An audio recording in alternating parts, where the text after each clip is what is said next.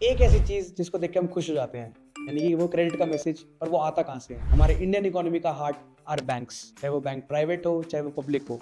हमारी जो Indian economy है that is completely based on our banking system, and India has one of the best banking system in the world. But आपको पता है हमारा जो इंडिया है currently ranked one of the best in the digital payment sector.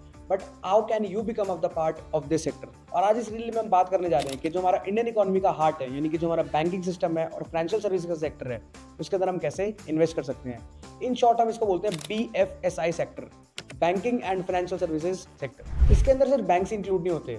हमारे India की जो population है दैट इज 140 CR, हमारे जो पैन कार्ड्स है दैट इज अराउंड 70 CR, हमारे जो इंडिया के डीमैट अकाउंट्स है that we have crossed around 16 CR, और जो म्यूचुअल फंड के फोलियोज हैं that is around only 5.5 CR। See the gap that we have to bridge. India is currently one of the fastest and major developing economies in the world. But how can you be a part of this? By investing in the BFSI sector. BFSI जो sector है वो basically 3 से 4 sectors का एक combination है। The first one is insurance, second one is capital markets, third is जो आपको companies loan देती है यानी कि non banking financial companies, fourth जो हमारे मेजर हैं दिस आर बैंक्स।